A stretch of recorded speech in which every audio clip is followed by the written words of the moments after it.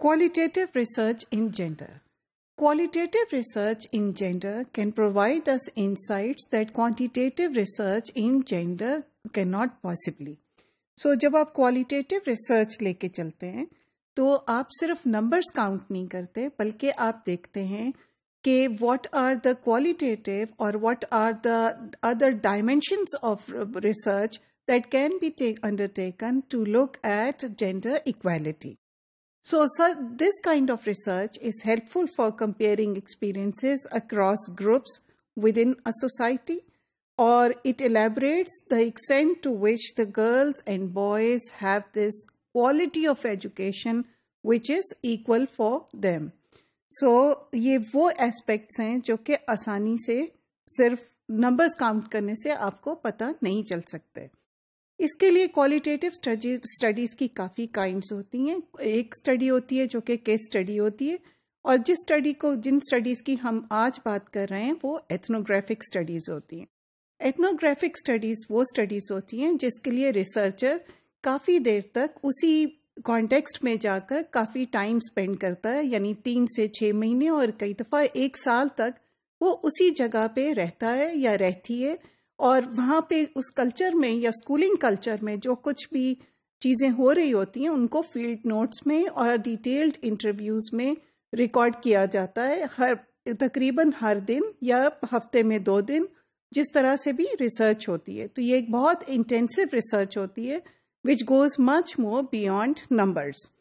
So ethnographic studies have shown us how through schooling regimes, how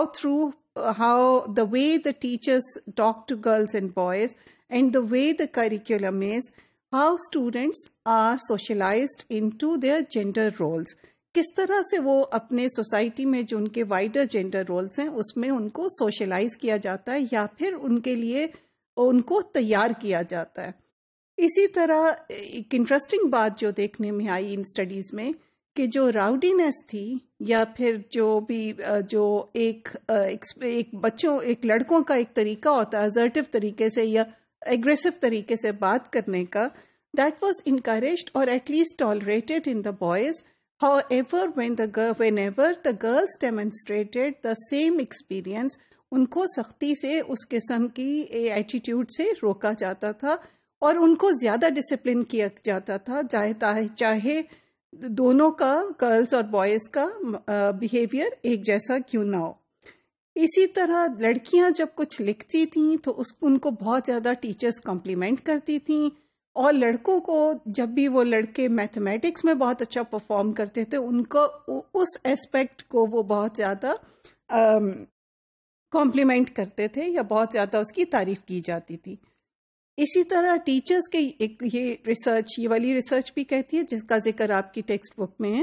لیکن اور بھی بہت ساری ریسرچ ہے جو کہ اس بات کا ذکر کرتی ہے کہ ٹیچرز ایک کو ایجوکیشن کلاس میں، یعنی ایک ایسی کلاس میں جس سے لڑکے اور لڑکیاں اکٹھے بیٹھے ہوں، لڑکوں کی طرف زیادہ متوجہ ہوتی ہیں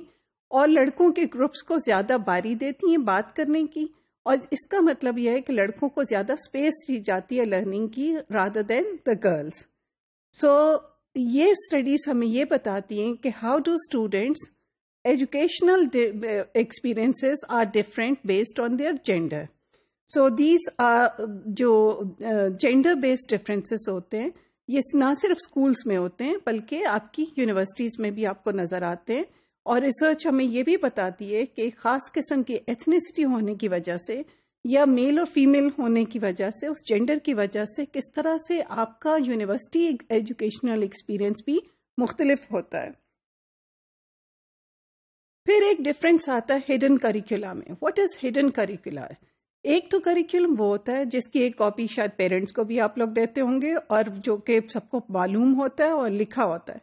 ہڈن کریکولا وہ ویلیوز ہوتی ہیں یا وہ بیسک ازمپشنز ہوتی ہیں جو کہ اس کریکولم کے پیچھے چھپی ہوتی ہیں، اور وہ کس طرح سے محسوس ہوتی ہیں آپ کو. جس بات پہ ٹیچر سرزنش کرتا ہے یا لوگوں کو پنشمنٹ ملتی ہے بچوں کو، یا وہ بات جو ٹیچر بار بار کہتا ہے، فار انسٹنس کہ بالکل آپ نے کلاس میں اردو نہیں بولنی اگر وہ انگلش کی کلاس روم ہے، پرائیویٹ اسکولس میں جس طرح یہ ہوتا ہے، یہ ایک ہڈن کریکولا کا ایک ایک ایگزامپل ہے. تو ہڈن کریکولا میں بھی یہ دیکھا گیا کہ لڑکیوں کا جو بیک گراؤنڈ نالج تھا اور اس کو انڈر ایسٹیمیٹ کیا جاتا تھا as compare to the knowledge of the boys, اور ان کے ایٹیٹیوڈس اس طرح کے تھے ٹیچرز کے, they actually reflected the wider social attitudes towards girls and boys. تو اسی طرح اگر ہم ہڈن کریکولا کی بات نہ کریں اور ہم جنرل کریکولم کی بات کریں تو اس کے اندر بھی جو فیمیلز آپ کی تھیں ان کی ویزیبلٹی ٹیکسٹ بکس میں بہت کم تھی. یعنی جتنے بھی چیپٹر آپ کو نظر آتے تھے, فار انسٹنس لینگویج کی کتاب میں یا ہسٹری کی کتاب میں, اس میں وہ ایک میل ریفرنس سے چلتے تھے, اور لڑکیاں جس طرح سے شو کی جاتی تھیں وہ ہمیشہ ایک سبسروینٹ رولز میں اپیئر ہوتی تھیں. تو ہم یہ دیکھتے ہیں کہ اسکولنگ ایکسپیرئنس بھی ایک جیسے نہیں ہوتے, بلکہ ڈفرینٹ جینڈرز کے لیے مختلف قسم کے اسکولنگ ایکسپیرئنسز ہوتے ہیں جو اس ایجوکیشن کے ایکویٹیبل اور یا نان ایکویٹیبل آؤٹ کمس کو امپیکٹ کرتے ہیں.